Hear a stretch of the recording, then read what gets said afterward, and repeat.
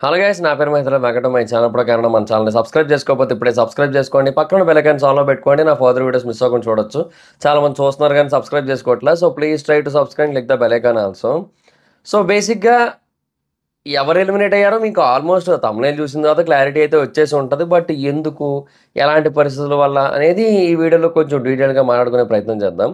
So బేసిక్గా నిన్న Friday రోజు నైట్ నాటికైతే ముగ్గురు కొంచెం యూనో ఆ డేంజర్ జోన్ కైండ్ ఆఫ్ పొజిషన్లో అయితే ఉన్నారు. But you know way third person కోసం మనం మాట్లాడుకోవాల్సిన అవసరం లేదు. ఎందుకంటే మోస్ట్ డేంజరస్ పొజిషన్లో ఉన్నదైతే మాత్రం ఇద్దరే.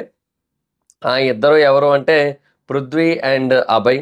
సో వీళ్ళిద్దరిలో ఎవరైనా వెళ్ళిపోవచ్చు అనే కైండ్ ఆఫ్ సిచ్యువేషన్ ఉందని చెప్పి నేను నిన్న చేసిన ఒక వీడియోలోనే క్లారిటీగా చెప్పా, ఫైనల్ ఓటింగ్ పోల్ వీడియోలో. సో ఇవాళ అనుకున్నదంతా అయిందని చెప్పి టీవీ9లో అంటారు కదా, సేమ్ అదే కైండ్ ఆఫ్ సిచ్యువేషన్ అయితే రిపీట్ అయిందనమాట. సో వాళ్ళిద్దరిలోనే ఒకరు ఎలిమినేట్ అయ్యారు. ఆ ఒకరు ఇంకెవరో కాదు, అభయే ఎలిమినేట్ అయ్యాడు అనమాట.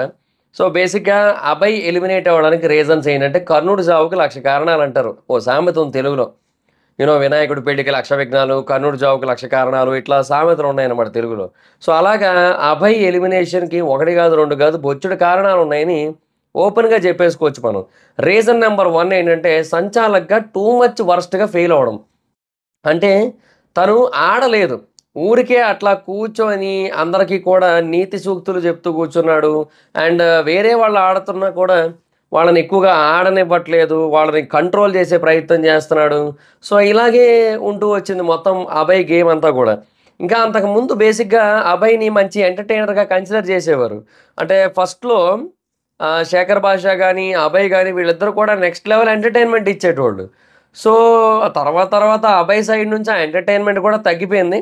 అంటే ఒకటి అది వేరే విషయం. అదేంటంటే ఇప్పుడు మనం బిగ్ బాస్ అంటే ఫైర్ ఎక్కువ ఎక్స్పెక్ట్ చేస్తాం ఎంటర్టైన్మెంట్తో కంపేర్ చేసుకుంటే. బట్ అది కూడా వస్తే హ్యాపీ. సో ఎంటర్టైన్మెంట్ అనేది తగ్గిపోయింది చాలా వరకు. సో దానివల్ల ఏంటంటే ఇంకా అభయ్ నుంచి ఎలాగ అది కూడా రావట్లేదు కంటెంట్.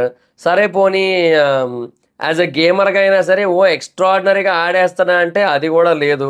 సో అది కూడా ఏదో ఊరికే నామకే వస్తే పర్ఫార్మెన్స్ అంతే. కొన్ని టాస్కుల్లో ఏదో ఫ్లూక్లో గెలిచిన ఫీలింగే వస్తూ ఉంటుంది తప్ప ఏదో జెన్యున్గా చాలా స్ట్రాంగ్గా సాలిడ్గా ఆడి గెలిచిన ఫీలింగ్ అయితే ఉండదు.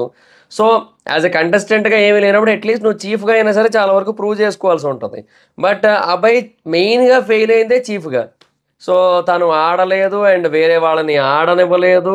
సో వాళ్ళ టీం ఓడిపోవడానికి ఎవరు మేజర్ రీజన్ అంటే అభయే. అసలు అభయ్ అనే పర్సన్ ముందుండి నడిపించాల్సి ఉంటుంది.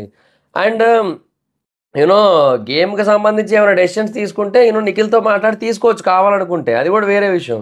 కానీ ఓ పక్క సీరియస్గా మొత్తం అందరూ కూడా కొట్టుకు చేస్తూ ఉంటే మరో పక్క అభయ్ కూర్చొని నీట్గా వాటర్ బాటిల్ ఓపెన్ చేసుకొని వాటర్ తాగుతుంటాడు. మొన్న ఎప్పుడో జరిగిన ఎపిసోడ్లో, థర్స్డే ఎపిసోడ్ అనుకుంటా, దాంట్లో అదే చేశాడు మనిషి. అందరూ ఓ పక్క కొట్టుకుంటున్నారు. అసలు యష్మి ప్రేరణ ఆడ సింహాల్లాగా ఫైట్ ఇస్తూ వచ్చారు. మణికంఠ కూడా ఆడాలి అనే స్పిరిట్ని చూపిస్తూ వచ్చాడు.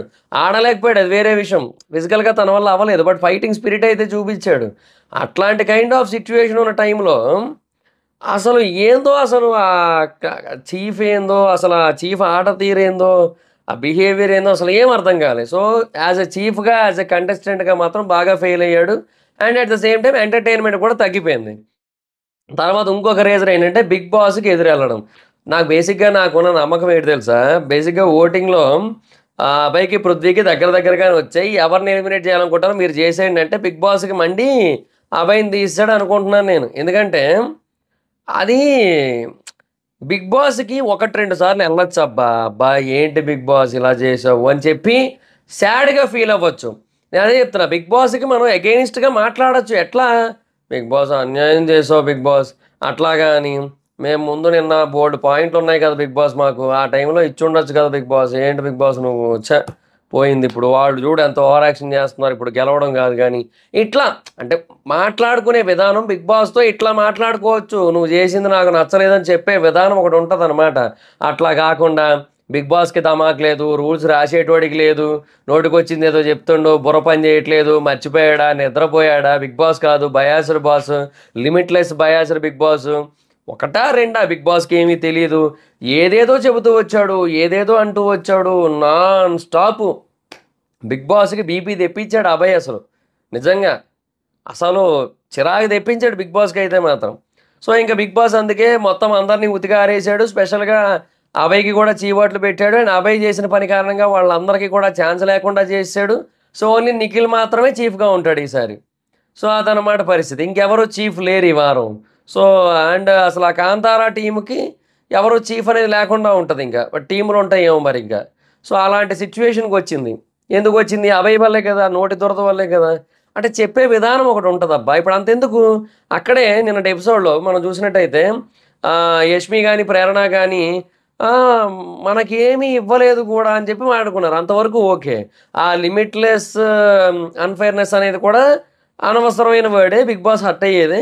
బట్ నువ్వు అదొక్కటే మాట్లాడారు. మిగతా ఏం మాట్లాడలే. ఈళ్ళు మళ్ళీ బయాస్డ్ బిగ్ బాస్ అని చాలా బయటికెళ్ళాక కూడా ఇదే మాట మాట్లాడతా ఇక్కడ కట్ చేసేయచ్చేమో.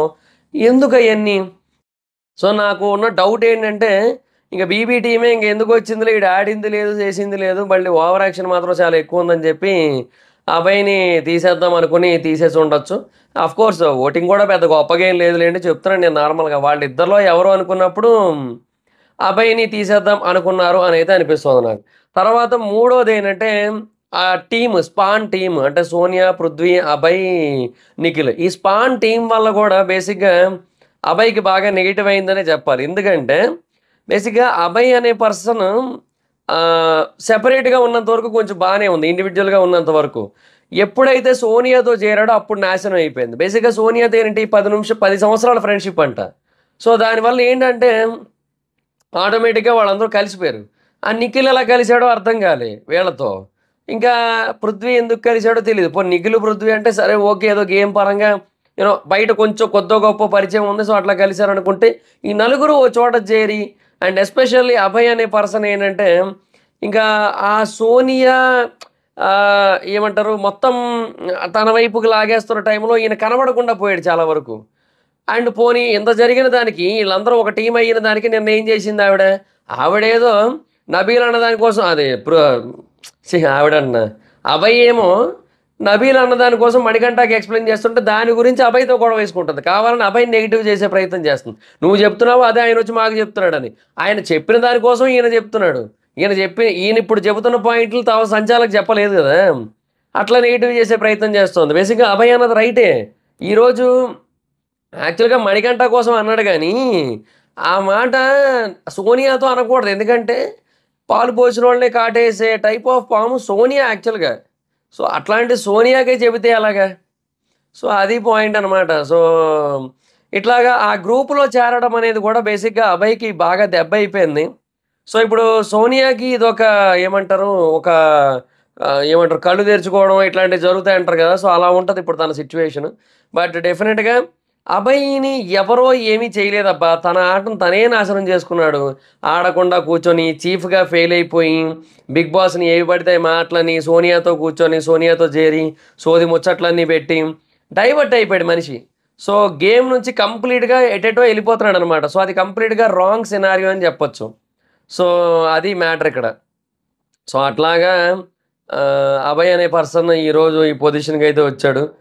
సో, ఉండుంటే బాగున్నేమో అనే కైండ్ ఆఫ్ ఫీలింగ్ ఎప్పుడొచ్చిందంటే ఫస్ట్ వీక్ వచ్చింది. అంటే ఆ ఎంటర్‌టైన్‌మెంట్ యాస్పెక్ట్‌లో సరే అభయ్ ఉంటే బాగా ఎంటర్‌టైన్ చేస్తున్నాడు. ఈవెన్ లైవ్‌లో కూడా. ఎపిసోడ్ సంగతి పక్కన పెడితే లైవ్‌లో కూడా అభయ్ నుంచి మంచి ఫన్ ఉండేది. ఇప్పుడు అది కూడా తగ్గిపోయింది. ఏమో అంటే శేఖర్ భాష ఎళ్ళిపోయిన తర్వాత వాళ్ళకి అనిపిచ్చి ఉండొచ్చు. శేఖర్ భాష ఫన్ యాంగిల్‌లో లేడు గదా! సో, అంటే ఫన్ యాంగిల్‌లో ఉన్నాడు గదా! ఆ ఫన్ యాంగిల్‌లో ఉండి ఆయన ఎళ్ళిపోయాడు గదా! సో, అది వర్కౌట్ కావట్లేదేమో. సో, మనం కొంచెం సీరియస్‌గా ఉందాము, కామెడీ వద్దు, అట్లా ఏమైనా అనుకున్నారో ఏమో మరి ఇంక వాళ్ళకే తెలియాలింకా. సో, ఏదో మొత్తానికైతే మాత్రం ఆ ఫస్ట్ వీక్ ఉన్న అభయ్ అయితే లేడు. ఇంకా ఆ తర్వాత ఈ వారం అయితే మాత్రం అభయ్ తన ఆటను నాశనం చేసుకున్నంత ఇంకెవ్వరు చేసుకోలే. ఒక నామినేషన్‌లో ఉన్న పర్సన్ నామినేషన్స్ నుంచి బయటపడడానికి ఏవైతే చేయాల్సి ఉంటుందో అందులో ఒక్కటి కూడా చేయలే. గేమ్ ఆడటం, చీఫ్‌గా తన టాలెంట్ చూపించడం అండ్ తన క్లాన్ కోసం స్టాండ్ తీసుకోవడం ఏదీ జరగలే. జస్ట్ ఏంటంటే అది వదిలేయండి, ఇది బానేయండి, అది చేసేద్దాం, ఇది ఆపేద్దాం, చేసేద్దాం అని కూడా కాదు, ఇది ఆపేద్దాం, ఇది వదిలేద్దాం, ఇయే మాటలు తప్ప ఇంకేమీ లేదక్కడ. అది. సో, అట్లా ఉంటదక్కడ మరి సిట్యుయేషన్ ఇంకేం చెప్తాం ఇంకా. అట్లాగా ఫైనల్‌గా ఇప్పుడు అభయ్ అయితే ఎలిమినేట్ అయ్యాడు. సో, అభయ్ ఎలిమినేషన్ మీద మీ అభిప్రాయం ఏంటి? రైటే అనుకుంటున్నారా? లేదనుకుంటున్నారా? మీ అభిప్రాయాన్ని కింద కామెంట్ సెక్షన్‌లో తెలియజేయండి. So that's it guys, this is the video కానీ మీకు నచ్చినట్టయితే లైక్ చేయండి, వీడియో షేర్ చేయండి. ఎప్పటికైనా మన ఛానల్ సబ్స్క్రైబ్ చేసుకోకపోతే ఇప్పుడే సబ్స్క్రైబ్ చేసుకోండి.